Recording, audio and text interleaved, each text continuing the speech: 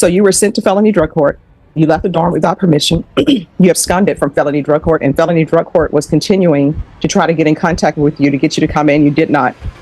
And you had a prior motion to revoke with this court. So this is not your first motion to revoke. I have been sober, and I do have a job waiting for me, and I do have a mother that is waiting for me to come home, and she is very ill right now. All right. So here's the thing. I always tell people, don't play the illness card on me with the parents. And the reason why I say that is because, one, she doesn't need stress in her life, and you're not doing well on probation has caused her stress and contributed to exacerbating her illness. You understand? Yes, ma'am. So when you say you are engaged now, what does that mean?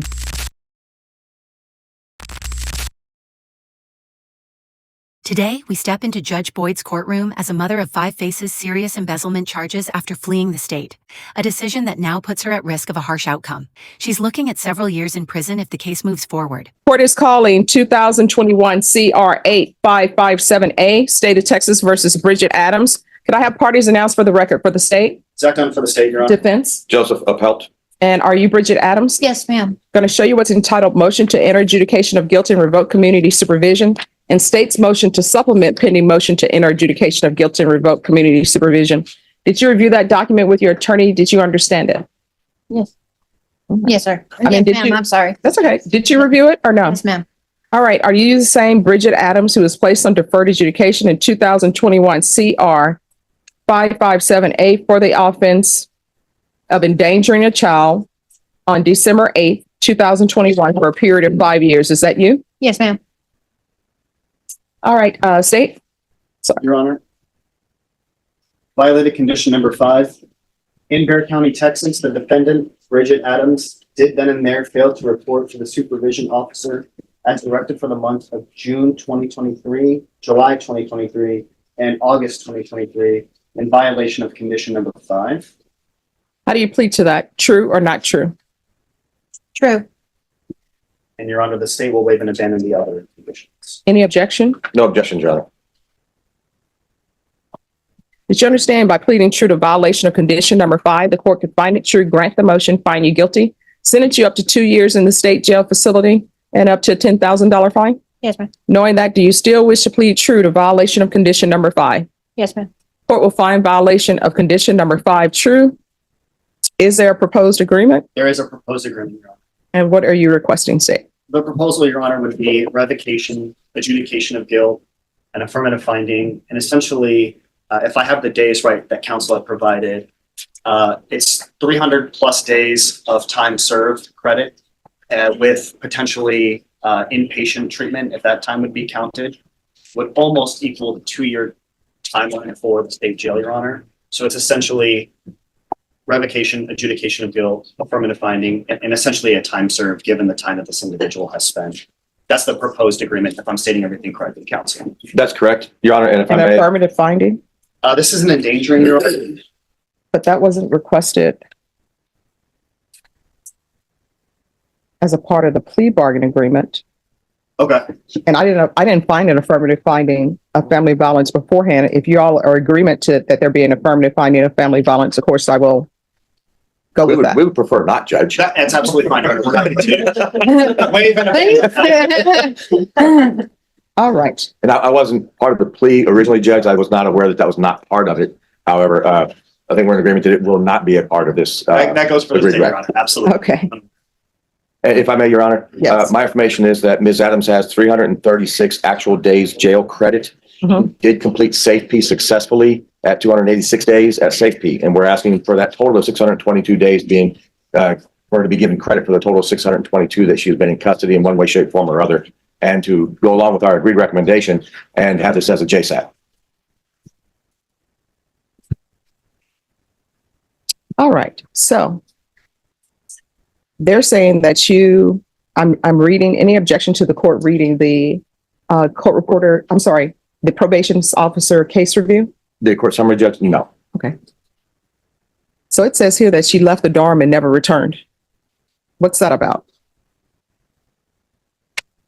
Do you want to address that? Yes, Just ma'am. 1 second. Can you raise your right hand for me? Do you solemnly swear or affirm the testimony you give will be the truth and nothing but the truth, so help you God? Yes, ma'am. All right, you can lower your hand, state your name for the record. My name is Bridget Adams, ma'am. All right. So why did you leave the dorm? Yes, ma'am. At the time, I was in my addiction, and I left, and I went and got high. But may I say, ma'am, as of today, I've been clean of 8 months, and I also have a job waiting for me, and I will be staying with my mother and father if I get released. The reason for the leaving of the dorm, Your Honor, was an outside influence with a person that she was involved with, who she was no longer involved with, is my understanding. It was been reported to me by Ms. Adams, and her successful sober time period of 8 months, as she reports to me, is because she was no longer with that person and does not associate with that person. That, and with the support of her mother, is where she is relying upon to remain sober. She has not picked up any new offenses either. And she does say she does have a job waiting for her through a friend of hers who was a manager at at Whataburger.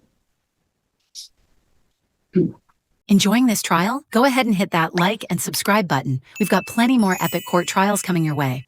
She hasn't really been successful on probation. And her sobriety for the 8 months, is that because she was in custody? No, ma'am.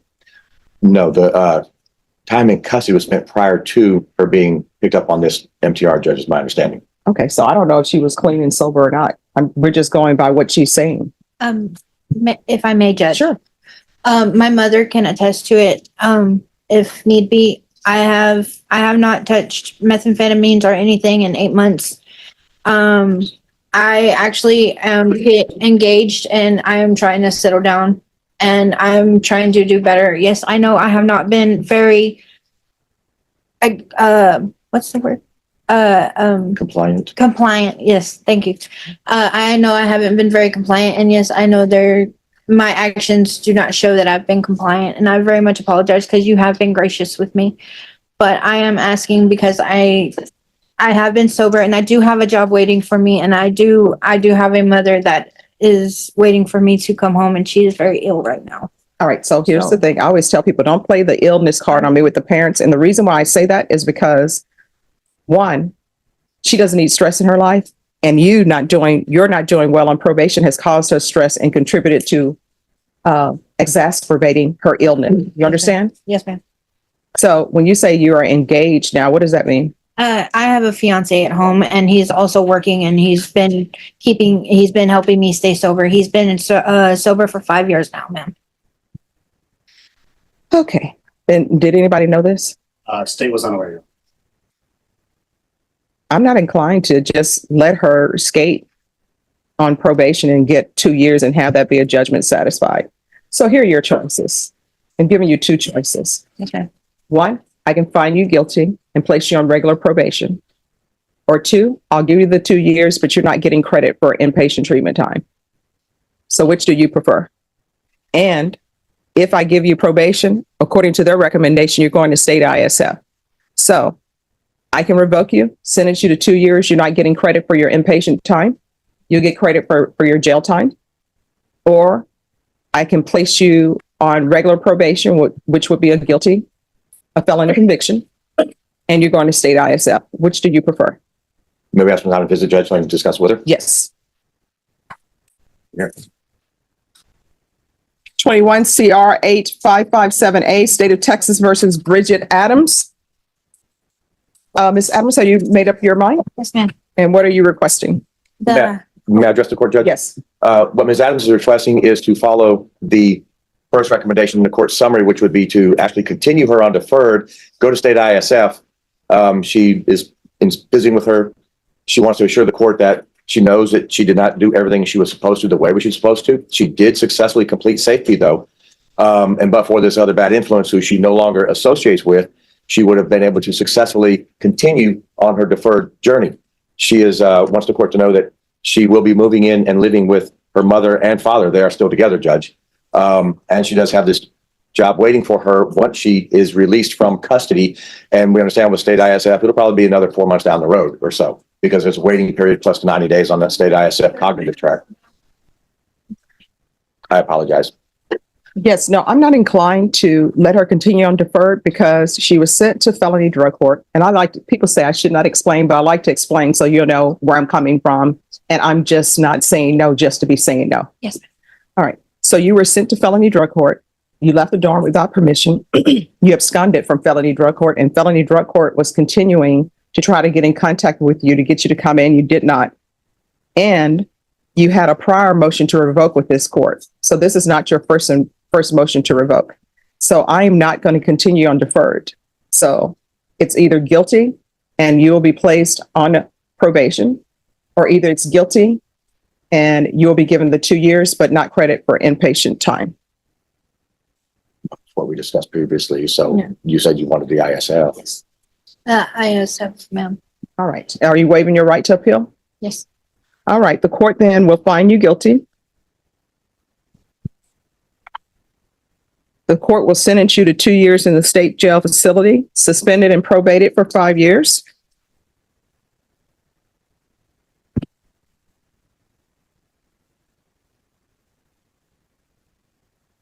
I don't know if she's going to qualify for state ISF probation because last time there was an issue with mental health. If I read it correctly, there's something with the DDRF that she did not qualify for DDRF. All right. That's my epilepsy. All right. I'll alter and amend conditions to include state ISF or felony drug court. And she's to remain in custody. There's going to be regular reporting by Zoom or in person. Random, regular UAs. Field visits. 1 time per month for 4 months. And then at probation's discretion. Proof of employment within 30 days of release. There's to be no employment as a home health care provider or with minors. And there's to be no unsupervised contact with minors. I'm not going to ask her to complete parenting classes again if she's already completed. I'm not going to ask her to do community service hours if she's already completed it. But whatever she has not completed when she was on deferred adjudication, she'll need to complete it probation. And then, are you receiving SSI? I have a note here where previously I said proof of SSI. I was working on fighting for it, ma'am. Okay. All right. So there's going to be, you're going to have to be employed. You understand? Yes, ma'am. Probation. Is there anything else?